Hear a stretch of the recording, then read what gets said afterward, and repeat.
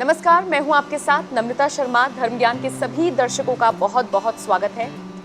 आज के इस वीडियो में हम बात करेंगे 2022 में जो विधानसभा चुनाव होने हैं उत्तर प्रदेश में, किसके सिर सज सकता है यूपी का ताज, कौन सत्ता में आ सकता है, क्या बीजेपी की फिर से वापसी हो सकती है या फिर इस बार साइकिल चल सकती है। जी हां, कयास लगाए जा रहे हैं।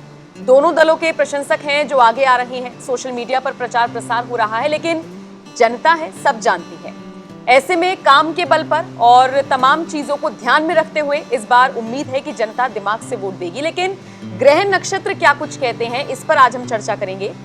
चर्चा करने के लिए हमारे साथ जाने माने ज्योतिषाचार्य मयंक शर्मा जी मौजूद हैं। सर, सबसे पहले स्वागत करती हूँ आपका। धन्यवाद नम्रता जी। धर्म ज्ञान के सभी दर्शकों को बहुत बहुत नमस्कार।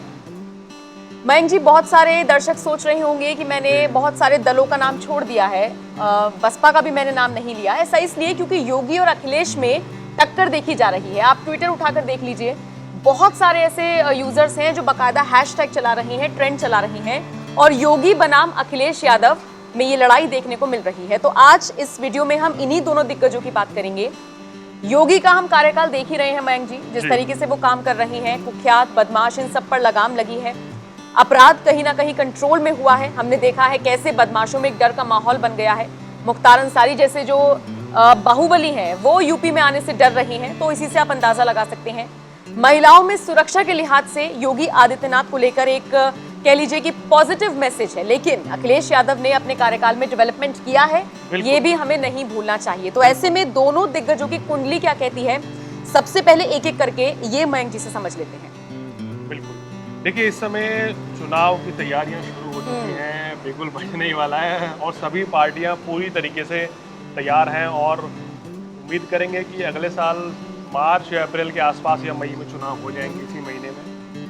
तो इस समय जैसे कि आपने बोला कि ट्विटर पर ये दो लीडर बड़े ज़्यादा ट्रेंड हैं कि बीजेपी से योगी आदित्यनाथ जो कि मुख्यमंत्री हैं, उधर अखिलेश यादव जो कि युवाओं के प्रमुख नेता हैं, उभरते हुए नेता हैं और समाजवादी पार्टी से हैं। तो दोनों ही अपनी ज़बरदस्त ट्रेंड कर रहे हैं और कुछ लोग कह रहे हैं कि योगी आदित्यनाथ फिर से वापसी करने जा रहे हैं और कुछ लोग ये कह रहे हैं कि नहीं, अखिलेश यादव वापस सत्ता में आएंगे क्योंकि इन्होंने जो पहले काम किए हैं वो बहुत अच्छे काम किए हैं और उनको फिर से सत्ता में लौटना चाहिए। चलिए, ये तो एक पॉलिटिकल डिबेट है, हर चैनल पर रोज चलती रहती है। बिल्कुल। तो हमारा मकसद कोई पॉलिटिकल डिबेट करना नहीं है। हमारा मकसद ये है कि ग्रहों के अनुसार दोनों नेताओं की कुंडली क्या कहती है।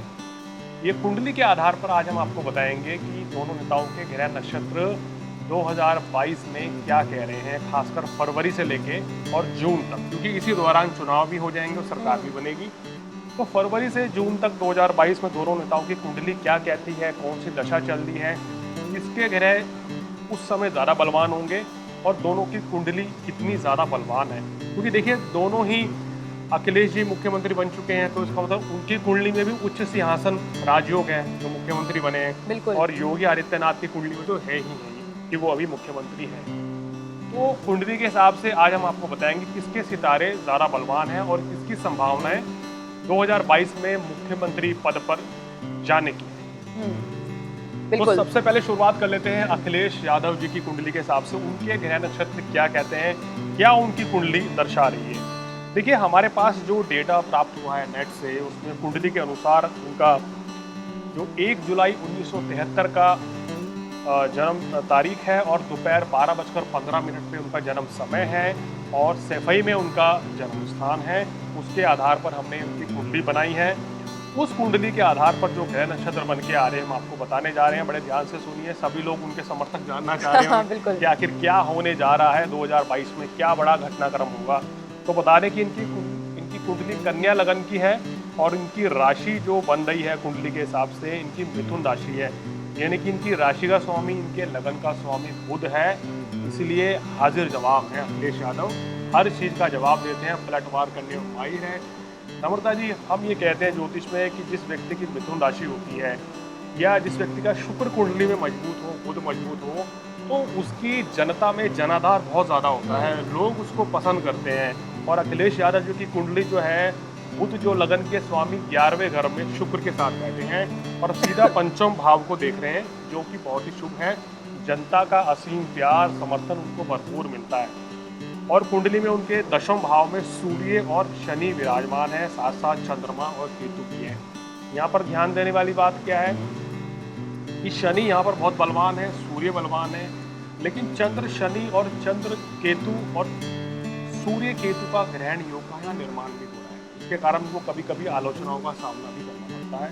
पंचम भाव में गुरु नीच के हैं, हालांकि शुक्र जो है पंचम भाव को देख रहे हैं और पंचम भाव का स्वामी केंद्र में है, तो नीच भंग राजयोग का निर्माण भी हो रहा है। तो इसलिए हम ये कह सकते हैं कि यहाँ गुरु की नीचता नहीं लगेगी। इनकी कुंडली बहुत प्रबल है और दिखाती है कि पॉलिटिकली ये आने वाले समय में बहुत कुछ करेंगे, बहुत अच्छा इतिहास रचेंगे, यानी कि इनका भविष्य उज्जवल है। तो अब बात करते हैं अखिलेश यादव जी की महादशा इस समय कौन सी चल रही है। देखिए, अगर कुंडली के हिसाब से बात करें तो कन्या लगन मिथुन राशि की कुंडली है, शनि की ढैया का प्रभाव भी रहेगा, ये बात ना भूलें, आप अष्टम भाव में ढैया है। और इस समय महादशा केतु की महादशा उनके ऊपर चल रही है और केतु में उनकी बृहस्पति की महादशा 17 फरवरी 2022 तक रहेगी। चुनाव के दौरान उनको शनि की अंतर्दशा आ जाएगी। तो शनि इनका केतु के साथ बैठा है, सूर्य के साथ बैठा है, तो ये कुछ ग्रह स्थिति रहेगी। हालांकि ग्रह इनके बलवान रहेंगे, लेकिन उतार चढ़ाव इस समय उनके कुंडली में होता हुआ नजर आ रहा है। लेकिन फरवरी से लेके मई जून के बीच में शनि जो कहते हैं ना कि शनि कुछ खेल कर देते हैं, परिवर्तन कर देते हैं, इस तरह की चीजें वहां पर भी बनी रह सकती हैं। तो चलिए अब बात कर लेते हैं योगी आदित्यनाथ जी की, जो कि इस समय वर्तमान में उत्तर प्रदेश के मुख्यमंत्री हैं। और अगर योगी जी की कुंडली पर बात करें तो इनकी कुंडली जो है सिंह लगन की इनकी कुंडली बन के आती है और बड़ी ही बलवान इनकी कुंडली है नम्रता जी, और एक से ज़्यादा राजयोग इनकी कुंडली में है।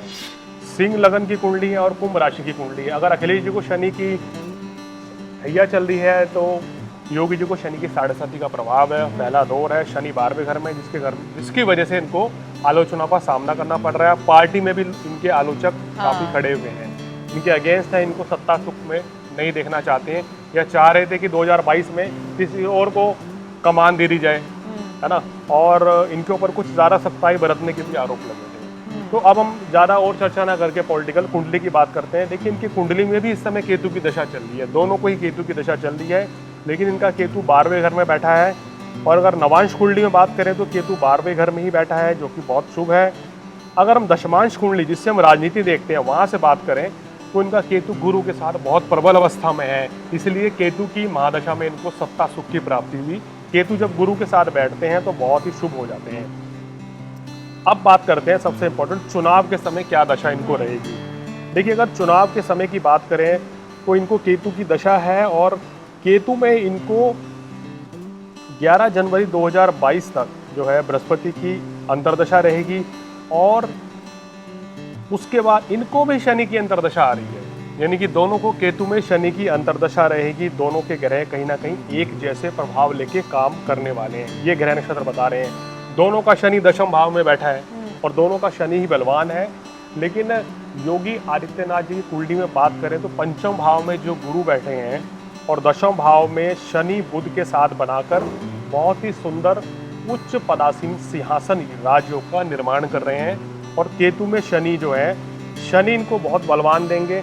हालांकि दोनों ही नेताओं को कहीं ना कहीं इस समय आलोचनाओं का सामना भी करना पड़ेगा और इनको ये दोनों ज़्यादा ट्रेंड भी होंगे आने वाले समय में, आप देखेंगे, खासकर जनवरी के बाद। सितारों के हिसाब से अगर मैं बात करूं तो इस समय योगी आदित्यनाथ जी का पलड़ा थोड़ा ज़्यादा भारी नज़र आ रहा है और बीजेपी का पलड़ा ज़्यादा भारी नज़र आ रहा है, क्योंकि बीजेपी की जन्म पत्रिका कि जो ग्रह नक्षत्र कह रहे हैं वहाँ बृहस्पति की स्थिति उस समय बहुत शुभ रहेगी।